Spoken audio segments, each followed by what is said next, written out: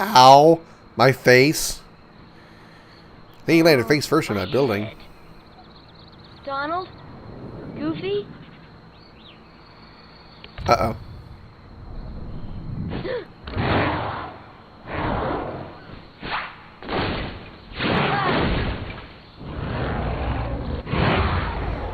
Landed in a new world and immediately get a boss fight. This is interesting. Oh. Ow, shit. Sonic. I think I missed. Sonic. There we go. Alright, just do a... Oh, shit. Let's try to do a lot of dodge rolling. There we go. Okay, we got him.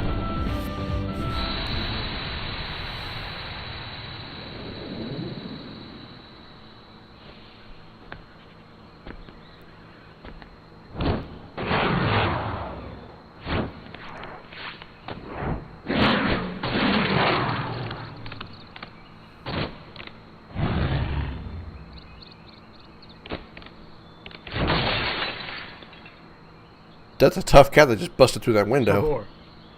Danger. Thank you. Thank you. What is this place? This place. Okay. Where did the others go? Look, I got separated from my friends. Have you seen them? Hmm? Friends. Friends. Right, my friends. There's two of them. The loud one is Donald. Huh? You know what? Never mind. I'm looking for my friends Riku and Kairi. Look for Riku. Friends. Right. Kairi. Friends. Right. Oh, friends. Here. Really? Huh? Friends. Here. Not sure I understand, but show me. Take me to Riku and Kairi. Tarzan. Tarzan. Go. And I'm Sora. Tarzan go, Sora go. Right.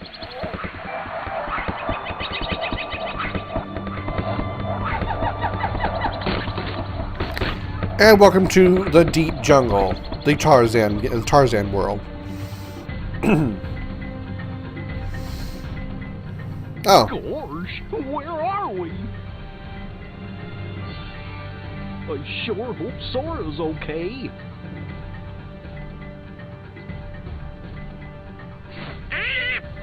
Who needs them? They can find the king without them, huh? Huh?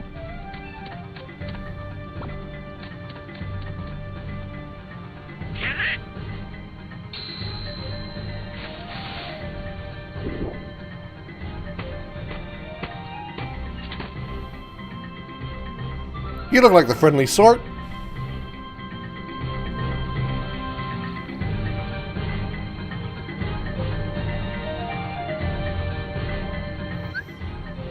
Okay, we have changed our party, as you can clearly see. We don't have Donald and Goofy with us. We only have Tarzan, Monkey Man himself. So, yeah. I don't know, so what should I say done here? As far as your strategy, as far as the strategy with the fight against the boar, it's sort of a boss fight, but it's an easy one, obviously. Usually, I don't think he does very many like pouncing attacks. I think mostly just tries to claw you. So keep your distance and keep dodge rolling if you have dodge roll at this point. And keep dodge rolling and just strike in at any opportunity. And you shouldn't take too many hits to kill him. Or to beat him, even though it's even if you don't have a lot of strength built up like I do with the items and stuff, still shouldn't take too much to beat him because he's it's the first battle of the area and still early in the game. They're not gonna put you up against a boss that's going to, you know, completely annihilate you this quick. So there are some secrets in this particular area. I'm not sure if I can get to them with my regular jumping abilities, or if I need like the super jump to make them. So I'm not going to really worry about it right now. Go around this side real quick, see if there's anything over here. I got just a hill here. You can't really do much with. Can't jump up there or any of that. Okay, all right. We're just going to follow Tarzan down.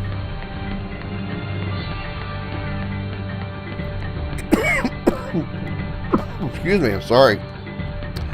Before we actually head down, there is a, as you can see, there's a chest in that that hanging boat right there.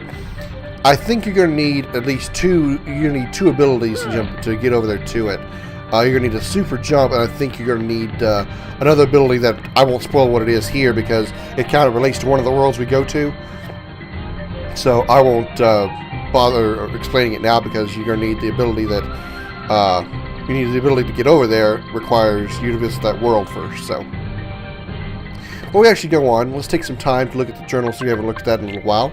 I'm sure we got some new entries. Chronicles. Let's look at Wonderlands. We've got new entries here. After falling through a deep hole, Sora and company arrived in Wonderland and followed a white rabbit all the way to the Queen of Hearts castle.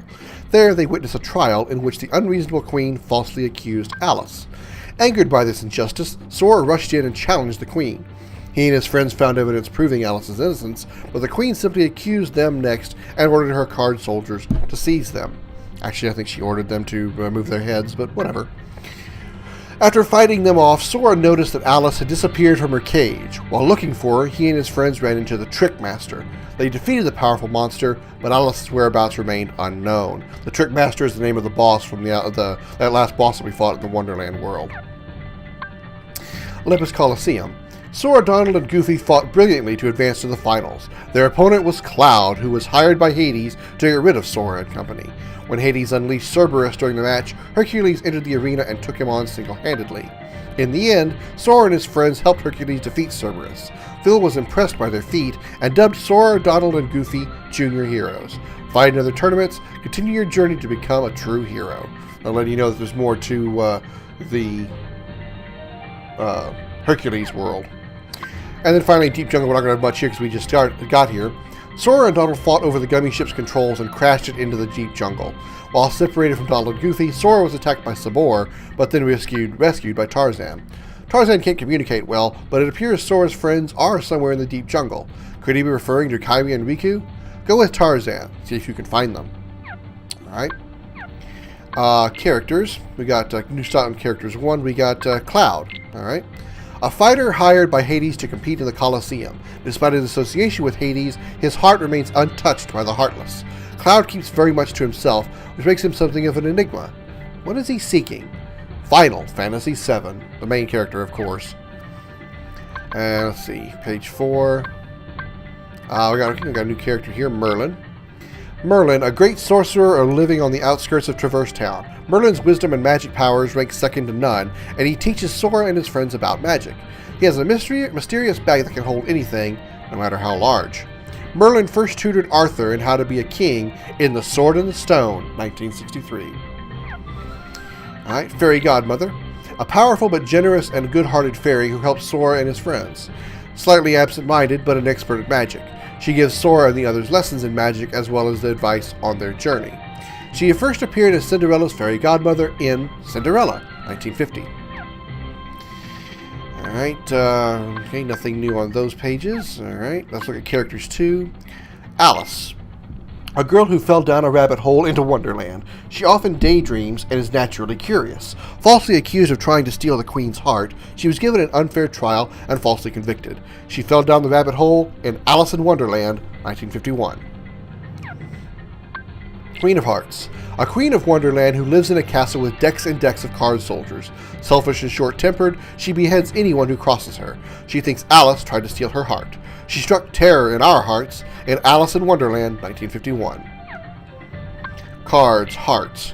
Spear-carrying guards who serve the Queen of Hearts. They fear the short-tempered queen and are careful not to irritate her. Marched onto the scene in Alice in Wonderland 1951.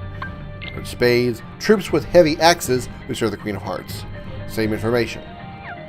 Alright, White Rabbit. Loyal servant to the Queen of Hearts, he led Sora and his friends to the Queen of Hearts castle. He wasn't late for his appearance in Alice in Wonderland 1951.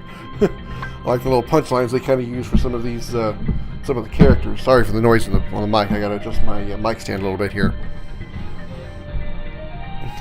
The ever-annoying Cheshire Cat.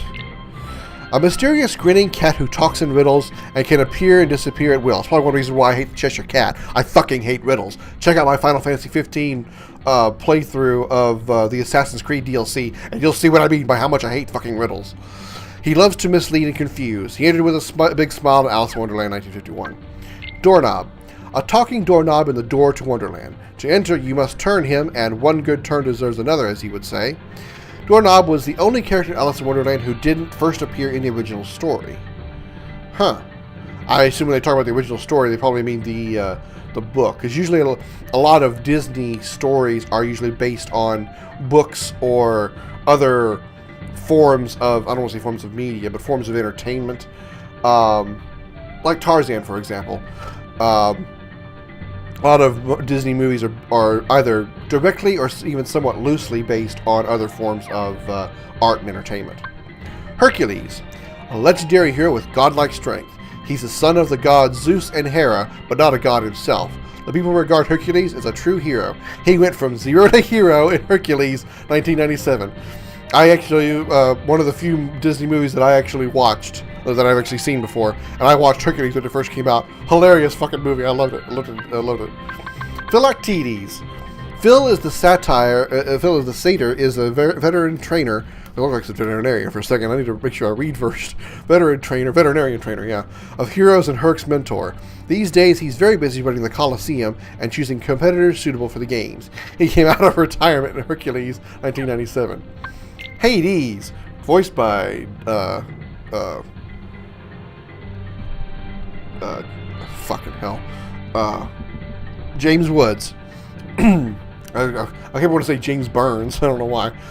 Lord of the Underworld. He's using the Heartless to try to take over the world. To get Hercules and Sora out of the way, he sent Cloud to fight them in the Colosseum. He heated things up in Hercules 1997. Cerberus. Guardian of the entrance to the Underworld and Hades' loyal servant. Herc defeated him once, but Hades has brought him back to fight Sora and his friends. He first stood watch for Hades in Hercules 1997. Tarzan, a young man raised from infancy by gorillas. His gorilla mother is Kala. Tarzan spoke only the language of the apes until he met Jane. Since then, he's been learning to speak English at an astonishing rate. He swung onto the screen in Tarzan in 1999. I didn't know that movie came out after Hercules. Sabor. A leopard feared by all who live in the jungle and an enemy of Tarzan and the gorillas. Sabor is a cunning hunter who targets the weak and helpless. He's talked on the scene in Tarzan 1999. Okay.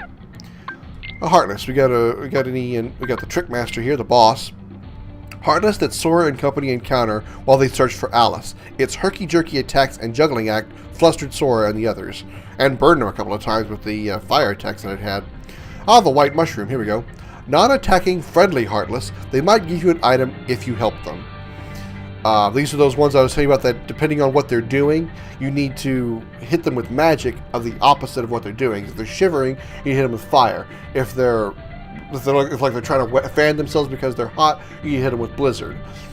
The only other one I've seen, there's others that I've seen them do. I've seen them lay flat on the ground, or they're just like they're just laying on the ground.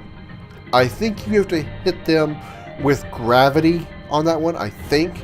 Or maybe it's wind, I'm not really sure. But then there's also the one that looks like they have like a light over their head, some kind of like large light, and they're kind of like slumped over. We saw that a few times back in the Wonderland world. I'm not really sure what that is, what that's supposed to be there. I'm not really sure what you're supposed to hit them with on that one. We got Dark Side Guardian. We've already seen all those. Any new enemies here? We got the Giga Shadow. What is that one? Okay, it's a large Heartless similar to a Shadow. Like its predecessor, it's quite persistent and will chase its target around. If it just does the littlest amount of damage to Sora, it will fade out of sheer happiness. Okay. Those are those big ass shadows we saw in the bizarre room. I was like, holy fuck, those guys are big. Here's the fucking annoying large bodies. Big, round, heartless. They seem tame and laid back, but they go berserk when they are angered. With their brute strength, they can inflict great damage, so be on your guard. Red Nocturne, these are the elemental ones. Spell casting heartless. While hovering about, they attack by casting fire. Having low HP, they keep their distance from their opponents, making them difficult to attack. They absorb fire attacks. Blue Rhapsody, obviously the ice version, spellcasting heartless. They approach their enemies by bouncing about and attack with blizzard and absorb blizzard attacks. Alright, and that's all the ones we got so far. Okay. 101 Dalmatians. This will show you how many puppies we've got. We've only gotten 6, as you can tell. Puppies found 6. We have 13 through 18. So, how many are left, obviously? There's 6 left in Wonderland, and, 87 in other places. Alright, a Trinity list. It's not going to tell us what locations, like what worlds they're in, but there are a total of 17 blue Trinities, and we found 5 so far, so. And obviously, you can't use the Trinities if you don't have all 3 party members, specifically Donald and Goofy, with you.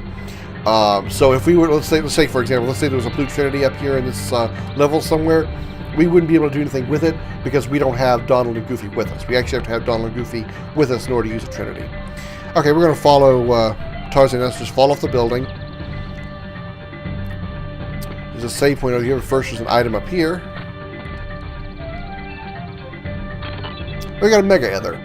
Now, I believe this leads back up to where we just were, Treetop. Yeah, where we were was just called the Treetop. So we actually can go down this hole here. But first, I'm going to drop down here and throw down a save, and then we'll jump down the hole, so I'll be right back. Alright, I'm back and saved up. Let's go ahead and jump down the hole. Whee! I got a little mini game here. You just slide down this thing here. You can, pretty much all you gotta do is just try to avoid limbs. You can go around them, or you can hit them with the Keyblade to break them. If you let one actually hit you, Sora's gonna take a little damage. Nothing to worry about. It's a very short mini game. You can slow down if you want by pulling back on the stick and go faster by going forward. Here's one of those limbs. Like I said, you can either hit it with the Keyblade, or you can just let it jump over it. Usually best to go ahead and hit them. And then, there we go, we are done. That's all there is to that one. There's, later on, there's, you can actually go back and play like, mini games essentially, where you can like try to beat certain times and stuff. Not really that important. Okay, we've got some exploration we could do, but first let's just go ahead and move on with the plot. You see here's a Trinity over here, but we can't use it because we don't have the full party with us. So let's go ahead and just move on with the plot for now, and we'll do the rest of that in a minute. Let's go into the tent. The tent is where we need to go.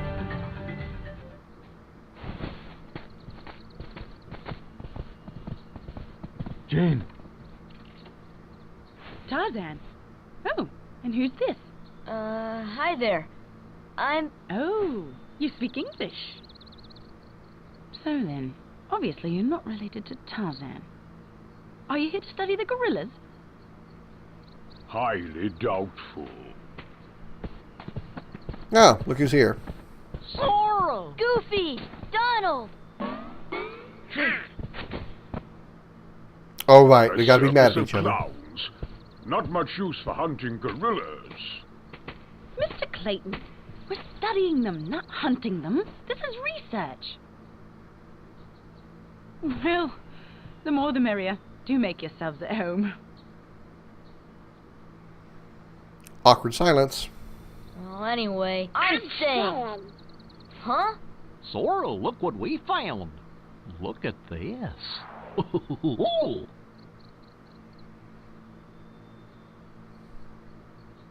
What's that? A gummy block. It's the same stuff used to build our ship. So that means the king could be here. So we got to work together to look for him. For now. Fine. I'll let you tag along. For now. We got the Protect G. So we got some more, got another gummy piece. I'm going to go ahead and... I'm not going to... I think there's only one place in the entire game where having the, I guess you could say, guest party member, in this case Tarzan, is really required.